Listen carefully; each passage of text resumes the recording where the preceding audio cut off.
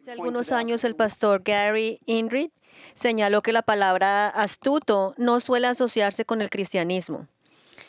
Y con razón, porque si bien puede usarse de forma positiva para describir a alguien perspicaz e inteligente, a menudo se emplea de forma negativa para referirse de alguien taimado, astuto y tramposo, lo cual no concuerda con las enseñanzas bíblicas sobre la ética y la integridad cristiana. En cuanto al uso negativo que se le da frecuentemente a la palabra astuto, Enric dijo lo siguiente: cuando oigo la palabra me vienen a la mente todo tipo de asociaciones. Suelo pensar en un abogado astuto como alguien que conoce todos los requisitos legales y es meticuloso en la ley, pero indiferente a los principios morales o la verdadera justicia. Astuto es como describimos a un hombre de negocios taimado que sabe cómo explorar la debilidad de su competidor o la ignorancia de un cliente. La persona astuta es el individuo lucido y tenaz que sabe cómo jugar con las reglas y manipular el sistema para obtener una ventaja competitiva y beneficios futuros. Astuto no introduce en el ajetreo de las negociaciones políticas y los acuerdos comerciales de alto riesgo. Sabiendo que el concepto negativo de ser astuto conlleva la idea de aprovechar todas las oportunidades y manipular el sistema para obtener una ventaja competitiva, es comprensible que normalmente no asociemos la palabra astuto con el cristianismo bíblico. Y sin embargo, sorprendentemente, eso es exactamente lo que hizo Jesús. Pero usó el concepto de astucia en un sentido positivo. En una parábola que contó en Lucas 16, esto es lo que leemos y lo que dijo el Señor en Lucas 16, del 1 al 13. Decía también Jesús a los discípulos: había cierto hombre rico que tenía un mayordomo, y éste fue acusado ante él el de derrochar sus bienes. Entonces lo llamó y le dijo: ¿qué es esto que oigo acerca de ti? Rinde cuentas de tu administración, porque no puedes ser más mi mayordomo. Y el mayordomo se dijo a sí mismo: ¿qué haré? Pues mi señor me quita la administración, no tengo fuerzas para acabar y me da vergüenza mendigar. Ya sé lo que haré, para que cuando se me destituya de la administración, algunos me reciban en sus casas.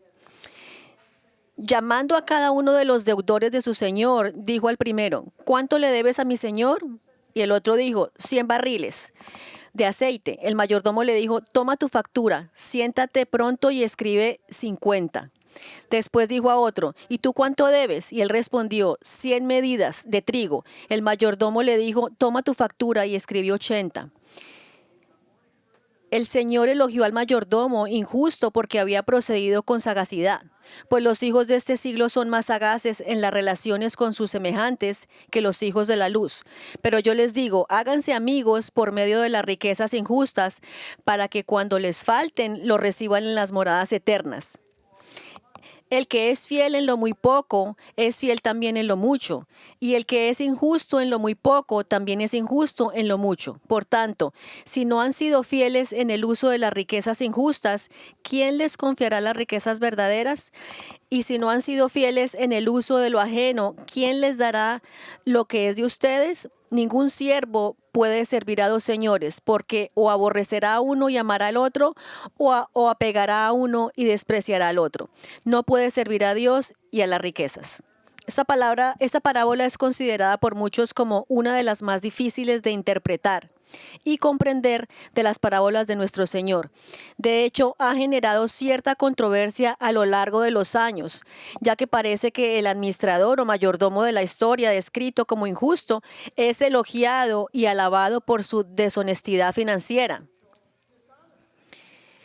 Y si eso es así, entonces contradice por completo todo lo demás que Jesús enseñó sobre el dinero, y él enseñó muchísimo al respecto.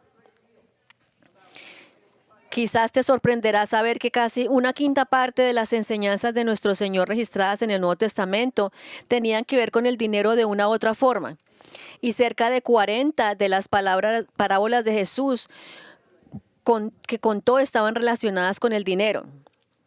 De hecho, Jesús enseñó más sobre asuntos relacionados con el dinero que sobre los temas del cielo y el infierno.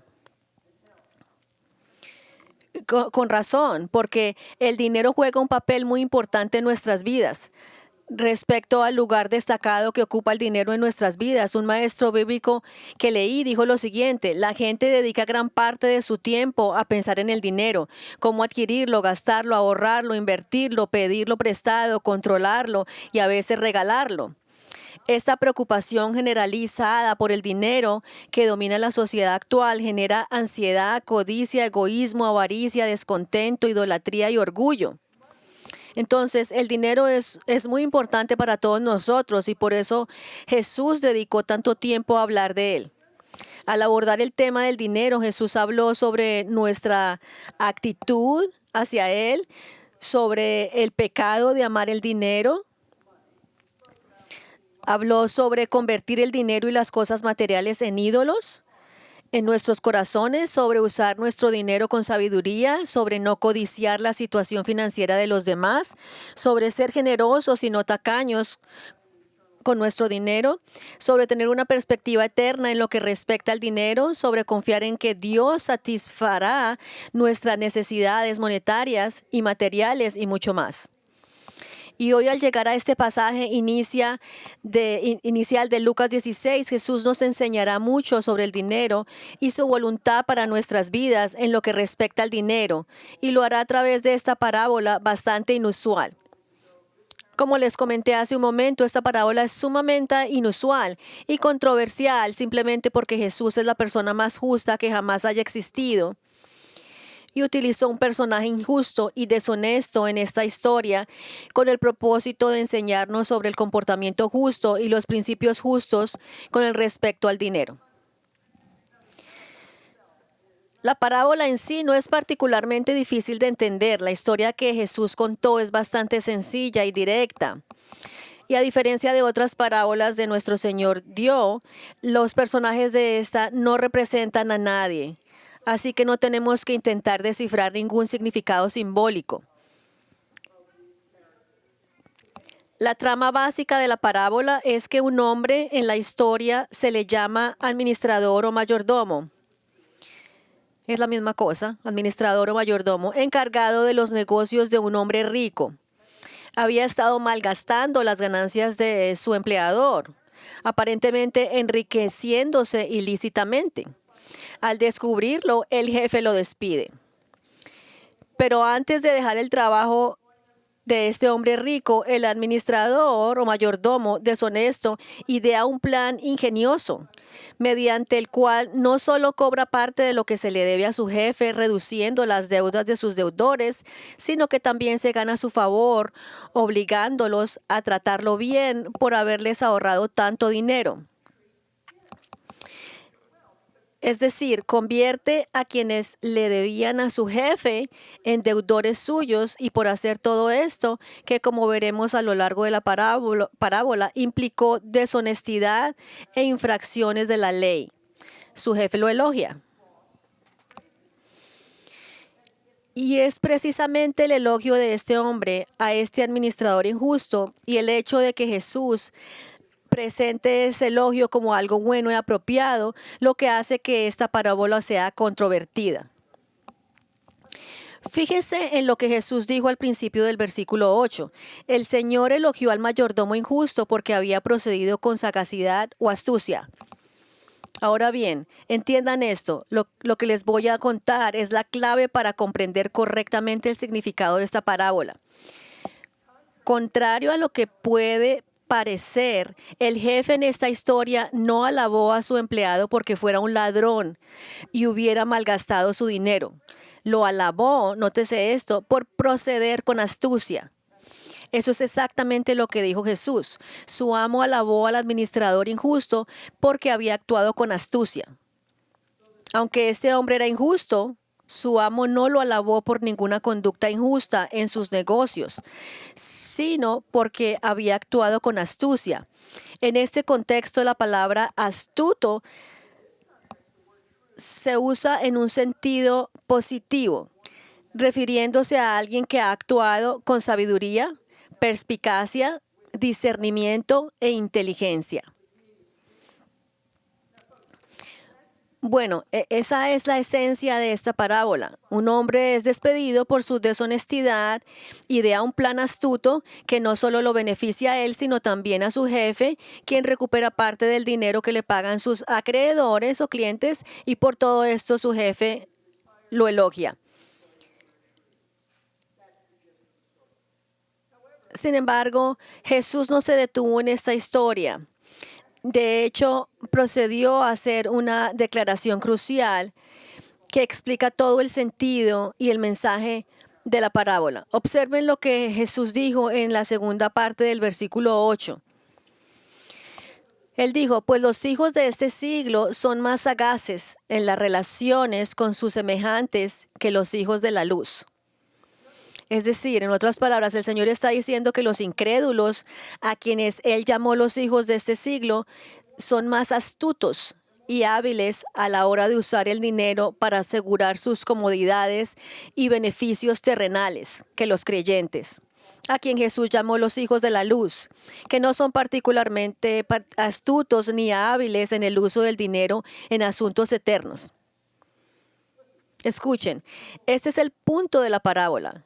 Jesús nos dice que sin ser deshonestos ni recurrir a una ética cuestionable, debemos ser astutos al usar nuestro dinero para cosas que importan para la eternidad, como lo son los incrédulos al usar su dinero para cosas que solo importan en este mundo. Ese es el mensaje. Una vez más, escuchamos a Gary Inrich, quien en el estudio de esta parábola dio en el clavo al describir cómo nosotros los creyentes a menudo fallamos en ser tipo de personas astutas que Jesús quiere que seamos. Escuchen atentamente lo que dice y tomen estas verdades en serio. Por lo que él dice es precisamente lo que Jesús quiere decir sobre nuestra necesidad de ser astutos cuando se trata de invertir en la eternidad. Él escribió, lamentablemente la gente de la luz suele ser poco astuta. Los incrédulos superan a los discípulos en visión de futuro, ingenio y audacia. Estudian su entorno, ven las oportunidades y las aprovechan, sabiendo que las oportunidades perdidas suelen ser oportunidades desaprovechadas. Con demasiada frecuencia, el pueblo de Dios es apático, poco creativo o carece de estrategia. Gastamos dinero, pero no lo usamos bien. Nuestra planificación es descuidada, nuestra estrategia es simplista e ingenua. Amigos, lo que Jesús nos está diciendo es que con el mismo tipo de energía, inteligencia, visión y diligencia que los incrédulos usan para gastar su dinero en todo tipo de cosas terrenales, nosotros como quienes lo seguimos debemos usar nuestra energía, nuestra inteligencia, nuestra visión y nuestra diligencia para gastar nuestro dinero en cosas celestiales y eternas. Y sabemos que este es precisamente el punto que nuestro Señor está destacando, porque después de contar esta parábola, Jesús no se detuvo ahí, sino que procedió a dar varios principios a sus discípulos sobre cómo ser astutos al usar nuestro dinero teniendo en mente la eternidad. Así es, pues, este pasaje se desarrolla de la siguiente manera. Primero, Jesús contó la parábola del administrador astuto y luego nos dio principios sobre cómo debemos ser astutos al usar nuestro dinero para propósitos eternos. Comenzamos donde empieza el pasaje analizando la parábola del administrador astuto. Verso 1.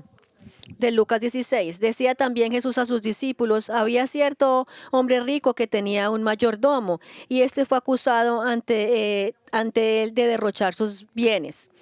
Ahora bien, con estas palabras iniciales del capítulo 16, Lucas no solo registra el comienzo de esta parábola, sino que también nos indica a quién iba dirigida Jesús. Como recordarán las tres últimas parábolas del capítulo 15, la de la oveja perdida, la de la moneda perdida y la del hijo pródigo, iban dirigidas a los fariseos como mensajes evangelísticos, exhortándolos a arrepentirse de sus pecados y a ser salvos. Pero esta nueva parábola no está dirigida a ellos, sino a los discípulos del Señor, a sus seguidores. Sin embargo, Aunque Jesús dirigió esta parábola a los discípulos, los fariseos seguían presentes, escuchando lo que el Señor decía, porque leemos en el versículo 14, los fariseos que eran amantes del dinero oían todas estas cosas y se burlaban de él. Mientras los fariseos oían y se mofaban de lo que el Señor decía acerca del dinero, la parábola misma estaba dirigida a los discípulos del Señor porque su mensaje era de discipulado más que de la necesidad de salvación.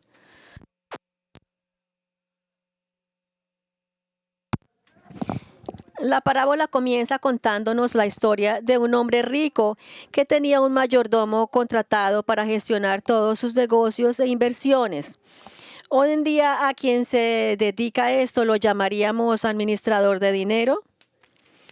Su trabajo consistía en gestionar todos los asuntos financieros de su empleador. Este gerente o mayordomo no era un esclavo, sino un hombre libre, probablemente con buenas habilidades empresariales y administrativas. Cuando lo despiden no lo tratan como un esclavo castigado, sino como un hombre desempleado, que se pregunta cómo va a sobrevivir económicamente. Si hubiera sido un esclavo, su amo se habría hecho cargo de él.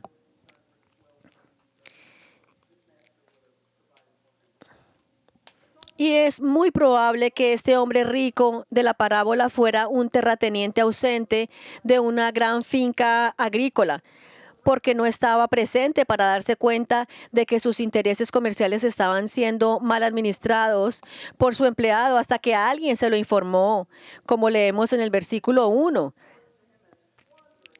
Este fue acusado ante él de derrochar sus bienes.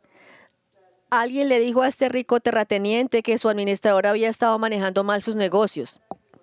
No se nos dice exactamente qué había estado haciendo ese hombre. Las palabras que usó Jesús fueron derrochar sus bienes, exactamente lo que había hecho el hijo pródigo, malgastar o desperdiciar sus bienes.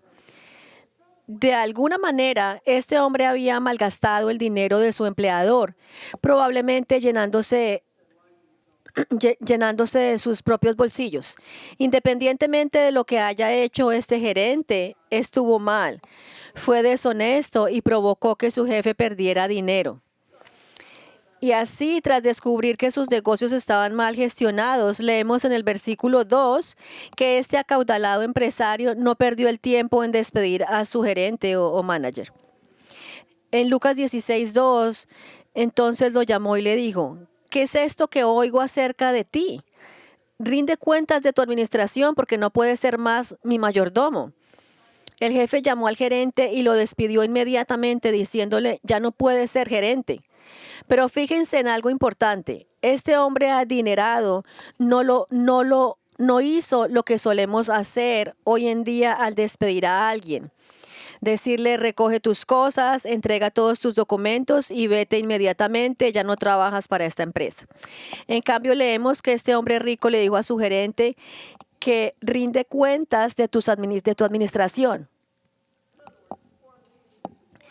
Es decir, antes de dejar su trabajo, el jefe quiere que su gerente ponga en orden sus registros comerciales para poderle rendir cuentas completas de todas sus pérdidas. Así, en lugar de dejar su trabajo de inmediato, este gerente deshonesto pudo seguir trabajando para su jefe. Sin embargo, él sabe que tras haber sido despedido, pronto comenzará su desempleo, por lo que empieza a reflexionar sobre su situación y no es buena. Como leemos en el versículo 3, Lucas 16:3, y el mayordomo se dijo a sí mismo: ¿qué haré? Pues mi señor me quita la administración. No tengo fuerzas para acabar y me da vergüenza mendigar. Preguntándose qué hará ahora para ganarse la vida, considera dos opciones. La primera es el trabajo manual, específicamente cavar. Pero eso le resulta inaceptable porque, según dice, no tiene la fuerza suficiente. Es decir, este hombre es lo que hoy llamaríamos un oficinista que no está acostumbrado al trabajo físico. La segunda opción que considera es mendigar, pero dice que le da demasiada vergüenza y orgullo hacerlo. Y así, al darse cuenta de la terrible situación en la que se encontraba, de repente se le ocurrió un plan ingenioso. De modo que tuvo lo que un maestro bíblico que leí llamó un momento eureka, como decir, ajá.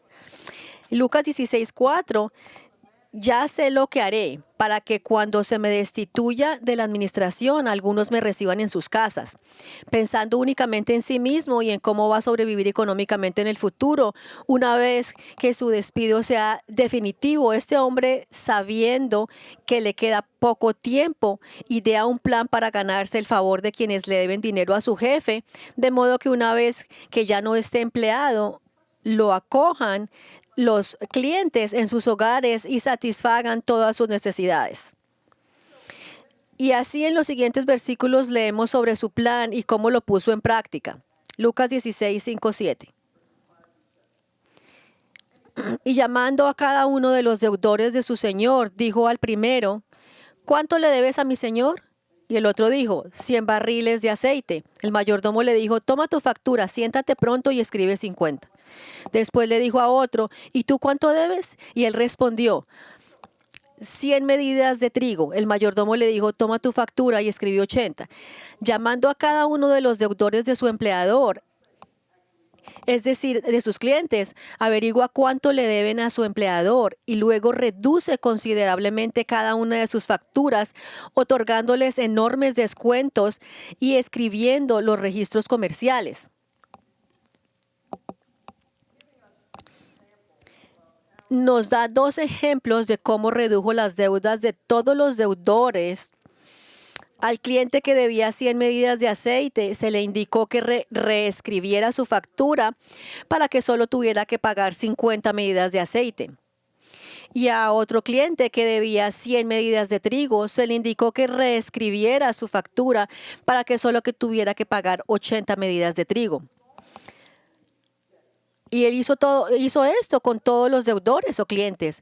Aunque el texto no lo afirma explícitamente, es muy probable que así sea, porque así es como las empresas a menudo se ejecutaban en la antigüedad. Lo que este gerente había hecho era aumentar el precio adeudado a su jefe, cobrando originalmente intereses a estos clientes. Además del costo de los materiales, los intereses continúan su parte de las ganancias. Sin embargo, según la ley de Moisés, era ilegal cobrar intereses a otros judíos. Así que en lugar de admitir que cobraba intereses, lo cual era ilegal, evadió la ley representando una sola factura con único importe o cantidad, que incluía los intereses, aunque no estuviera detallada de esta manera. Si este era el caso, y esto era lo que ese gerente había estado haciendo en sus negocios, entonces al ofrecer un descuento a los clientes de su jefe, aparentemente estaba eliminando la tasa de interés y por lo tanto el dinero que se estaba embolsando. Y la parte ingeniosa de su plan es que, aunque al recortar la tasa de interés estaba reduciendo enormemente la de su jefe, obtuvo beneficios, obligándolo a asumir una tremenda pérdida financiera en todos los ámbitos. Su jefe no podía hacer nada al respecto, ya que según la ley judía esto era ilegal. Así que en esencia su jefe tenía las manos atadas, porque hacer cualquier otra cosa significaba admitir que había estado violando la ley de Moisés.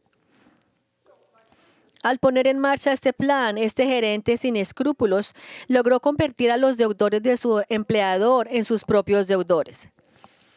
Y al hacerlo, aseguró su futuro, ya que ahora estaban obligados a cuidar de él. Es muy probable que mientras los discípulos del Señor escuchaban a Jesús contar esta historia, esperaran que Él reprendiera duramente a este administrador corrupto y lo condenara por su deshonestidad. Pero para su sorpresa, esto no fue lo que hizo Jesús. De nuevo, observemos lo que el Señor dijo en el versículo 18, Lucas 16:8. El Señor elogió al mayordomo injusto porque había procedido con sagacidad. En lugar de condenar a este hombre, Jesús dijo que su jefe lo elogió. Pero como les dije antes, no porque fuera un sinvergüenza ni un canalla, no porque hubiera malgastado su dinero, sino simplemente porque había actuado con astucia, había actuado con inteligencia, había sido extraordinariamente hábil para asegurar su futuro. Es decir, su jefe reconoció la brillantez del plan de este hombre porque aprovechó la oportunidad para cuidar de sí mismo.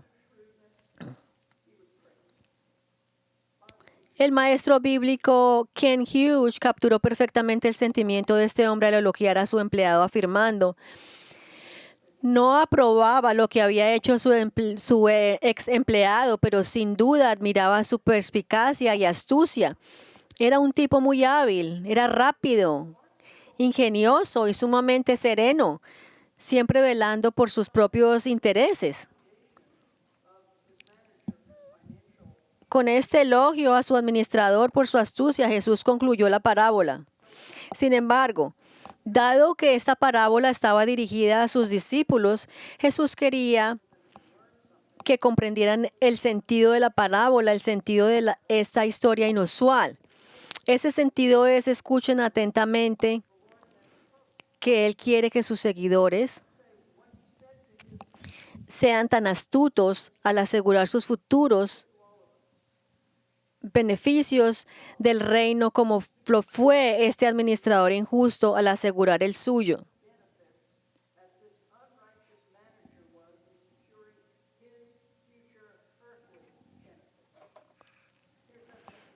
Así lo expresó Jesús en la segunda parte del versículo 8. Ya lo leímos, pero queremos volver a leerlo. Pues los hijos de este siglo son más sagaces en relación con sus semejantes que los hijos de la luz. Esta es una declaración realmente profunda de nuestro Señor, pues revela una verdad importante sobre los incrédulos y sobre nosotros, los creyentes. Es una verdadera reprensión para quienes conocemos al Señor, porque Jesús afirma que los incrédulos en general saben afrontar la realidad, saben usar la cabeza para asegurar sus comodidades terrenales, saben usar su ingenio, plantificar estrategias y aprovechar las oportunidades para su propio beneficio. Saben ser astutos en sus tratos con los demás. Pero no siempre es así con los creyentes, porque en general no siempre afrontamos la realidad. A menudo no elaboramos estrategias ni aprovechamos las oportunidades para invertir en el avance del reino de Dios. En lugar de arriesgarnos como tantos no creyentes, todo por obtener comodidades terrenales, nos sentimos demasiado cómodos con el statu quo para arriesgarnos en aras del avance del reino de Dios. Me encanta cómo lo expresó una persona que leí. Después de explicar cómo los hijos de esta época actúan astutamente lo que respecta a las cosas temporales y terrenales, dijo: por el contrario, la gente de la luz se encuentra al borde de la eternidad, pero carece de la visión, la previsión y la fuerza de voluntad para hacer algo al respecto. Tras haberles explicado su punto a los judíos, reprendiéndoles por su falta de astucia, Jesús no se detiene ahí. Mientras continúa hablando, les enseña a sus discípulos y a nosotros cómo ser astutos al usar el dinero, teniendo en cuenta la eternidad. Y así pasamos de la parábola del administrador astuto a la segunda parte de este pasaje, que es principios para ser astutos con propósitos eternos. Ahora bien, tras haber dado su parábola y el mensaje de la misma sobre la astucia, Jesús continúa dando 3 principios acerca de que los creyentes deben ser astutos para propósitos eternos. Y el primer principio que enseña Jesús está directamente relacionado con lo que hizo este administrador injusto de la parábola al ganarse amigos mediante su astucia. Fíjense lo que dijo Jesús en el versículo 9. Pero yo les digo, háganse amigos por medio de las riquezas injustas, para que cuando éstas falten, los reciban en las moradas eternas. Esta afirmación de Jesús ha desconcertado a muchos, porque suena como si el Señor nos estuviera diciendo que usemos nuestro dinero para manipular a la gente, ganándonos su amistad. tal como lo hacía el administrador injusto. Es decir, gánate a la gente con tu riqueza comprando su amistad. Pero eso no es en absoluto lo que nuestro Señor está diciendo. Simplemente nos está mandando que invirtamos nuestro dinero en la eternidad, usándolo de maneras que, nótese esto, compartan el Evangelio con otros, para que aquellos que vengan a Cristo como resultado de nuestras inversiones en el reino se conviertan en nuestros amigos. Miren, la expresión la riqueza de la injusticia es una referencia al dinero, no porque el dinero en sí sea injusto, sino más bien porque puede ser utilizado con tanta facilidad para propósitos injustos, pero nosotros como sus seguidores debemos usar el dinero para el bien, para cosas justas, propósitos justos, específicamente invirtiéndolo en ministerios que difundan el Evangelio, para que, como dijo Jesús, cuando falle, es decir, cuando muramos y nuestro dinero deje de tener valor, aquellos que hayan llegado a Cristo gracias a nuestras inversiones monetarias nos reciban en el cielo.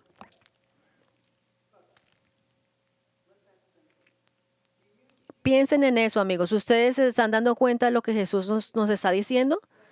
Nos dice que cuando administramos nuestro dinero con sabiduría y lo usamos para difundir el Evangelio, habrá personas esperando nuestra llegada al cielo. Personas que han llegado a la fe en Cristo como resultado de nuestra generosidad y nos darán la bienvenida en la gloria. Piensen en eso. Jesús dice que hay personas en el cielo esperando para darte la bienvenida a tu nuevo hogar eterno, porque invertiste sabiamente tu dinero en compartir el Evangelio con ellas. Ahora bien, en este momento de nuestras vidas, ni tú ni yo sabemos quiénes son todas estas personas ni cuántas son. Pero aparentemente el Señor les revelará cómo se usó nuestro dinero para compartirles el Evangelio. Alguien comparó esto con lo que la gente te diga cuánto has impactado o influido positivamente en sus vidas sin que siquiera lo supieras. De igual manera, cuando lleguemos al cielo, habrá personas de las que no teníamos ni idea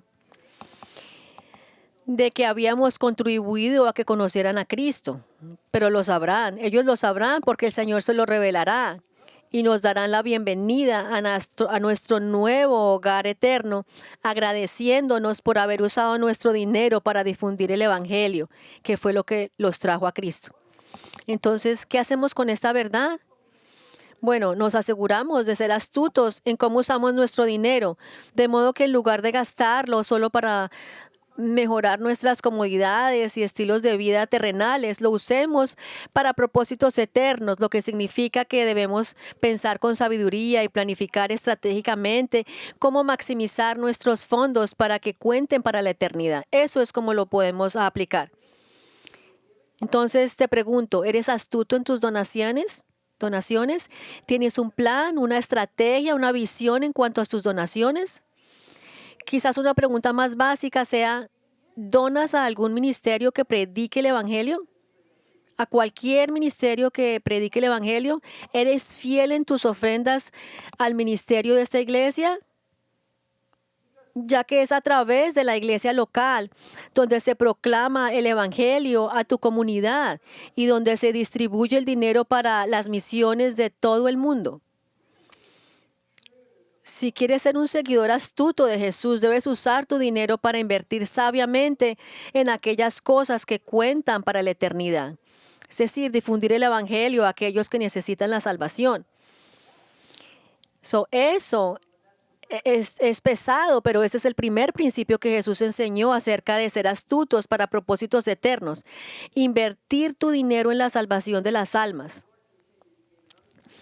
A medida que el Señor continuó, dio otro principio acerca de ser astutos con nuestro dinero. Y se encuentra en los siguientes versículos, Lucas 16 del 10 hasta el 12. El que es fiel en lo muy poco, es fiel también en lo mucho. Y el que es injusto en lo muy poco, también es injusto en lo mucho.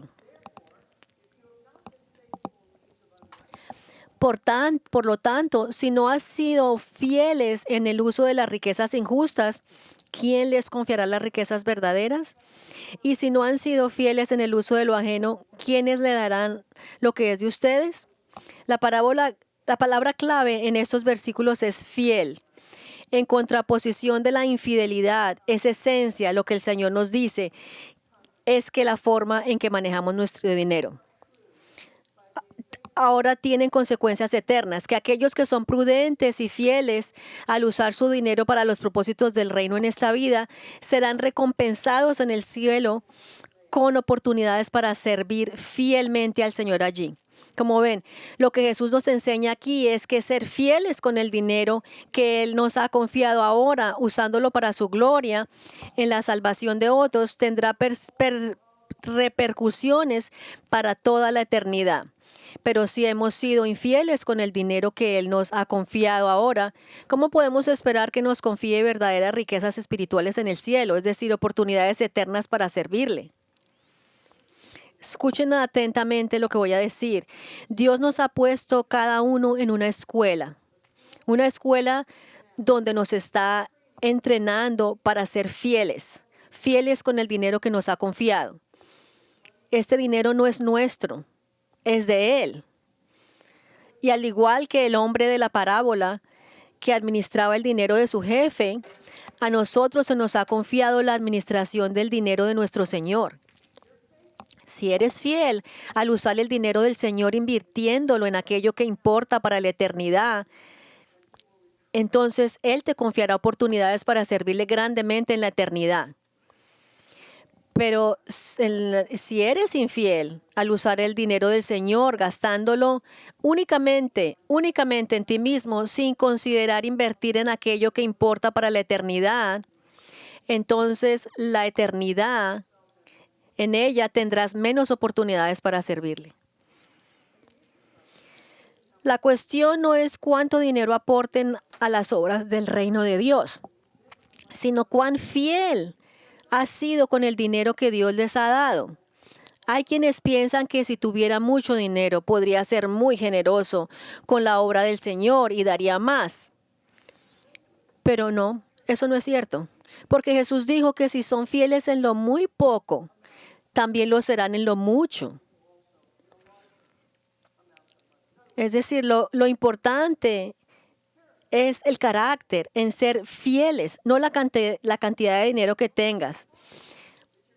Es tu corazón, es tu carácter, no cuánta cantidad de dinero tengas. Más adelante en Lucas capítulo 21, Jesús elogiará a una viuda pobre que dio solo una pequeña ofrenda en el tesoro del templo, 2 monedas de cobre, mientras que quienes poseían grandes riquezas no recibieron su elogio. Eso se debe a que el Señor no le interesa la cantidad que se da. Ese no es el problema, sino la integridad, la fidelidad, el corazón, el carácter con la que se da, no la cantidad. Y por eso Jesús dijo en la segunda parte del versículo: Dios, el que es injusto en lo muy poco, también es injusto en lo mucho. Es decir, si Dios te ha dado un poco de dinero, pero tu corazón es inicuo, y gastas ese poco dinero en cosas egoístas, sin tener en cuenta su reino, entonces aunque tuvieras más dinero, no darías más a la obra del Señor, sino que lo gastarías más en ti mismo. Escucha esto. Usar tu dinero con sabiduría significa asegurarte de ser fiel a los fondos que Dios te ha confiado, sin importar cuánto o poco te haya dado. Úsalo pensando en la eternidad, porque esto no solo lo honrará, sino que también influirá en cómo te usará cuando estés en el cielo. Así pues, habiendo dado 2 principios sobre cómo ser prudentes en nuestro dinero: número 1, invertir el dinero en la salvación de las almas; número 2, ser fieles con el dinero de Dios, usándolo con la eternidad en mente.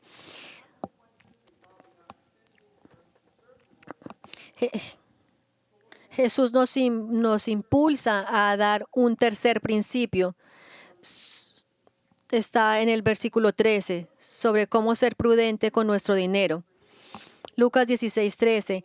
Ningún siervo puede servir a dos señores, porque o aborrecerá a uno y amará al otro, o se apegará a uno y despreciará al otro. No se puede servir a Dios y a las riquezas. Con estas palabras Jesús afirmó lo obvio. Ningún siervo puede servir a dos amos. No se refería al concepto moderno de tener dos empleos sirviendo a dos empleadores diferentes. Él no está hablando de eso. El Señor se refería al concepto de la esclavitud antigua, en la que un hombre estaba bajo el control y dominio absoluto de su amo, por lo que le era imposible servir a dos amos a la vez. De igual modo, Jesús dijo que era imposible ser esclavo de Dios y esclavo del dinero al mismo tiempo. Si el dinero es tu amo, entonces despreciarás a Dios porque no te gustará como dice que uses tu dinero.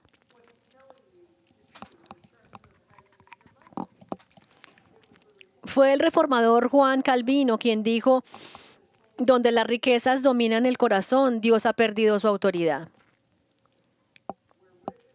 Y cuando Dios pierde su autoridad en tu vida, inevitablemente tú resentirás de sus exigencias, de usar tu dinero en las cosas que importan para la eternidad y no solo para ti, tus comodidades y lujos terrenales. A la luz de todo lo que hemos aprendido acerca de usar nuestro dinero para cosas eternas, por un momento permítanme intentar poner algunas cosas en la balanza, en perspectiva, para que no se hagan una idea equivocada de lo que Jesús está diciendo sobre el dinero y las posesiones. Y para hacer esto quiero citar a Ken Hughes, quien pone las cosas en equilibrio cuando se trata de dinero y gastos. Él dice, todos pasamos por momentos en los que se requiere una atención centrada en lo material. La compra de una vivienda, reformas, redecoración, la compra de un coche, la gestión de inversiones, etc. Vivimos en un mundo material que exige atención.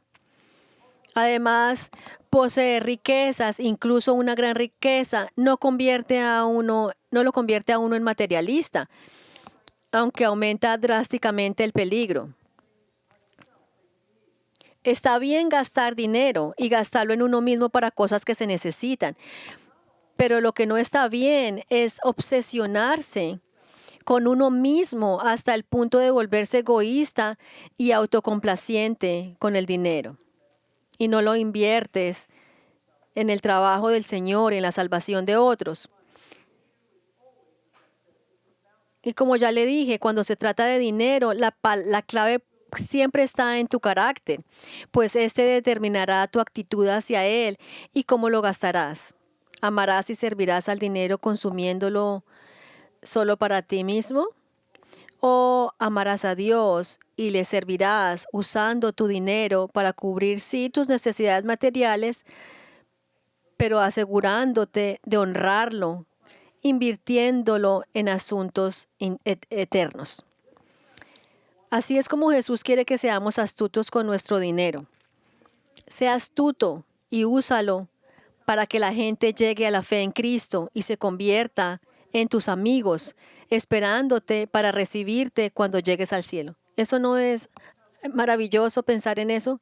Qué triste sería si no hubiera nadie en el cielo para saludarte y agradecerte porque gastaste tu dinero para que pudieran escuchar el Evangelio y ser salvos.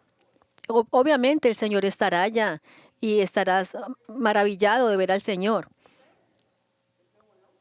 Pero piensa si no hubiera nadie más porque no diste y usaste tu dinero sabiamente para proclamar el Evangelio. Sé astuto y sé fiel con el dinero que Dios te confía en esta vida, para que en la eternidad Él te confíe riquezas eternas en forma de oportunidades para servirle. No sé cómo eso va a trabajar, pero ese es el principio que Jesús nos enseña. Y sean astutos sirviendo a Dios con su dinero y no dejen que el dinero se convierta en su Dios y amo. Y si pones en práctica estos principios de prudencia financiera, entonces, así como el administrador injusto de esta palabra fue elogiado por su empleador, Dios te elogiará por ser sabio y astuto con los fondos que te ha dado. Y ahora, si no conoces a Cristo como tu Señor y Salvador, entonces el problema al que te enfrentas es: ¿quién es tu amo? ¿Quién es tu autoridad? ¿Quién te dice cómo pensar y comportarte? En otras palabras, ¿quién te controla? El único que tiene derecho a controlarte es el Señor. Y Él tiene el derecho porque Él te creó. Y te creó para honrarlo. Así que si vives para ti mismo y amas el dinero hasta el punto de convertirlo en tu Dios, entonces debes considerar que algún día tu dinero no significará nada. Porque algún día morirás, y entonces ¿qué? Lo único que importará entonces es si conoces a Cristo como tu Salvador. Es lo único que importa, porque si Él es tu Salvador, irás al cielo al morir, y si no, irás al juicio eterno en el infierno. Jesucristo murió en lugar de los pecadores, para que no tuvieran que ser juzgados por sus pecados. Él fue el sustituto de los pecadores, experimentando el juicio de Dios que todos merecemos. Así que antes de que sea demasiado tarde, mientras aún tienes tiempo, arrepiéntete de tus pecados y acude a Cristo para que te salve, invocando su nombre para que te perdone tus pecados y depositando tu confianza únicamente en Él y en su muerte para tu salvación. Si desea hablar con uno de nuestros pastores sobre este tema o cualquier otra cosa, por favor, acérquese al frente al finalizar el servicio. Vamos a orar. Padre, te damos gracias por esta parábola. Es inusual y nos damos cuenta que es controversial. Pero Señor, ayúdanos. Ayúdanos para ser astutos y recibir este mensaje. Que tengamos sabiduría y astucia así como este hombre lo hizo. Que no seamos simples en la forma de pensar. Ayúdanos a tomar riesgos y en poder creer en ti, que cuando demos, Señor, con los motivos que son buenos y en mente que tengamos el reino. Te damos gracias que podemos confiar en ti, Señor, que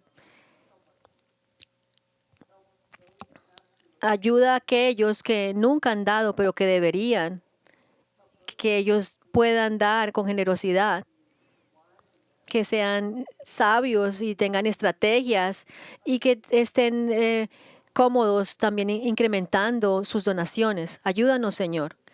Ayúdanos a ser buenos mayordomos de lo que nos has dado, a ser inteligentes en las cosas que damos, que podamos ver las necesidades de los otros, Señor,